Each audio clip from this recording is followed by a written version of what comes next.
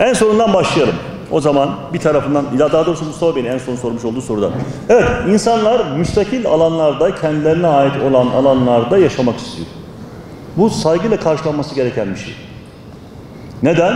Çünkü bugün Avrupa'da insanların neredeyse %95'i müstakil evlerde yaşıyor. Türkiye'de %90'ına yakını apartmanda yaşıyor. Ya bizim insanımız da eğer müstakil konutlarda yaşamak istiyorsa bizim de buna imkan verebilecek bir kapasiteyi ortaya dökebilmemiz lazım. Bunun için de yapmış olduğum 2 tane şey vardı. Bir tanesi 42 bin dönümlük imar dedik ya, orada bitmiş olan imar alanında biz ne yaptık? Herkesten eşit kesinti, herkese eşit emsal, herkese eşit kat dedik değil mi? Bunun tek istisnası oldu. Herkese 5 kat. 6 kat olan var mı? Yok. Ama 1 kat, zemin artı 1 kat olan var. Nerede var? Bu hava maniaya takılan havalimanının yakınında olduğu için, hava iniş istikametinde olduğu için 5 kata müsaade edilmeyen, sadece zemin artı tek kata müsaade edilen bir bölge var. Hatırlar mısınız? Bundan 6 ay önce ben bütün müteahhitleri topladım. Ne dedim onlara? Bak, vatandaşlarımızın müstakil ev, villa gibi bir yapı talebi var. Bizim bu şekildeki hava manianın olduğu yerdeki zemin at tek katlı yerlerde müracaat edin. Onlara imar çapı vereceğiz. Oraya altyapıyı da yolu da döşeyeceğiz. Oralara villa kentleri oralara yapabilirsiniz. Madde 1 bu. Yani bu ihtiyacı meşru şekilde karşılayacak bir yol gösterdik mi? Evet, gösterdik. Madde 2, Türkiye'de aynı anda 5 tane, 6 tane uydu kentin imarı için teşebbüste bulunan başka bir il var mı? Evet. Yok. Sadece Batman var. Batman'da il özel idaremizle birlikte Bismillah dedik. Vatandaşlarımızın ihtiyacı için 6 tane uydu kent alanını belirleyip 5'inde karar kıldık. Abdülkadir Beyler 6 tane çalışmıştı. Ben 5'e düşürdüm. Niye biliyor musunuz? Bir tanesi Diktepe'ydi. Diktepe bölgesinde yapsaydık herkes bas bas bağıracaktı. Ya işte burada ne var diyeceklerdi. Rant var, bilmem ne mi var. Abdülkadir Bey'e geldi toplantıya dedi kaldır bunu bitsin. Çünkü niye? Ya insanlar her şeyden bir şey arıyor. Nitekim de bulduk. Yani uydu kentlere bile itirazlar geldi. Ya uydu kente niye itiraz ederiz? Edilir mi? İşte vatandaşın bu talebini eğer meşru şekilde, imarlı şekilde, planlı şekilde karşılamazsan vatandaş bunu gayrimeşru şekilde, plansız şekilde gecekonduvari bir yapılaşmayla hem de mantar gibi türeyen bir yapılaşmayla ortaya çıkartıyor.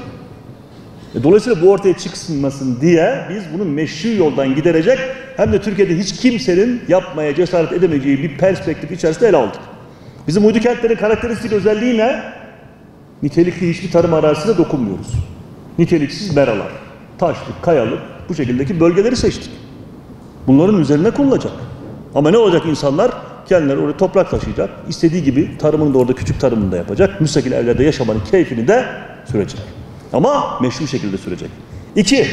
Gelelim yıkımlar kısmına. Yani ben en baştan şunu söyleyeyim. Ben 3 yıldan beridir Batman'da belediye başkan vekiliyim. Burası 480 bin nüfuslu kenttir. Ben 3 yıldan beridir bir tane kaçak kat yaptırmadım. Yapanlar oldu mu? Oldu. 4 yıldızlı otel oldu. 4 yıldızlı otelin katını yıktım. İl Genel Meclisi üyesi kendisi kaçak kat yaptı. Onu da yıktım. Sonra başka yapan, evet onları da yıktım. Şu anda Batman'da 3 yıldan beridir Batman'ın tarihini hiç gördünüz mü siz? Bir tane bile kaçak katın yapılmadığı var mı tarihinde böyle bir şey? Arif Bey tarihini çok iyi tarih yaparsın. Batman'ın tarihinde 3 yıl içerisinde hiçbir kaçak katın bir tane bile yapılmadığı bir dönem hatırlıyor musun? Ben söyleyeyim size bu dönemdir. Ben başka bir şey daha yaptım. 3 dönemdir kayyumum ben. Ben 3 dönemden beridir hiç kimseye ama hiç kimseye imarda kat artışı vermedim. Hiç kimseye imarda emsal artışı da vermedim. Bir tane örneği bilen var mı? Yok. Batman'ın tarihinde böyle bir şey var mı? Ya boş verin Batman'ın tarihi. Türkiye'nin geçmiş tarihine de bakın. Batman ayarındaki büyüklükteki hiçbir ilde de emsal artışı, kat artışı vermeyen böyle bir dönem falan da bulamazsınız. Niye yaptık? Yüzlerce talep geldi bana. Herkesi reddettim. Kırmam gereken herkesi de kırdım. Ya bunu niye yaptık? Vali olarak, belediye başkanı olarak bunu yapmak belki çok keyifli gelebilir. Herkesin gönlünü almak gibi olur. Yapmadım. Aha bundan sonra da yapmam. Ya bu sizin kentinizin geleceği için yapmadım bunu. Çünkü parça parça bu şekilde kentin geleceğini kırdığınız zaman aslında bütüncül olaraktan gelecek çocukların, nesillerin hakkını kırıyorsunuz.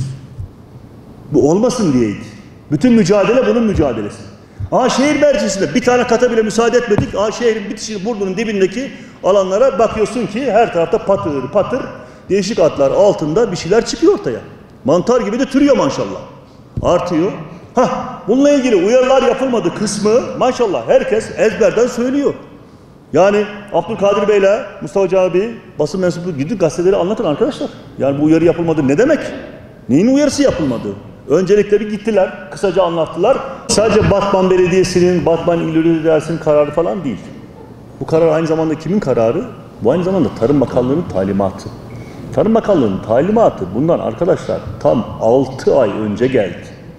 Türkiye'de, Batman'da olduğu gibi pek çok yerde patır patır bu şekildeki evlerin hepsinin yıkıldı. 1.200.000 tane var mesela. Evet.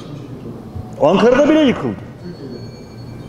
Yani Tarım Bakanlığı nasıl oldu bizdeki adli süreçlerden dolayı, yani idare mahkemesi süreçlerinden dolayı Tarım Bakanlığı'nın talimatı geldikten sonra bizdeki gecikme buradan oldu. Mesele bu. Türkiye'de herkes yıktı. Bu şekildeki hobi evi, bungalov ev tarzındaki şeylere Tarım Bakanlığı yani bize biraz domates, biber, patlıcan yetiştiriyoruz hoş gibi geliyor ama Tarım Bakanlığı da diyor ki Türkiye'de bu konuda uzman olan bakanlık Türkiye'deki diyor tarım arazilerini mahvediyor. Yani orada küçük küçük böyle tarımsal üretim yapacağız diye hane halkının sadece ihtiyaçlarını karşılayacağız diye bu şekilde yapılmış olan yerler bizim tarım arazilerimizi mahvediyor. Tarım Bakanlığı ulaştığı sonuç o. Ve talimat. Bunların hepsini temizleyin denildi. Bizim gecikmeli yaptık biz bu işi. Bu da böyle.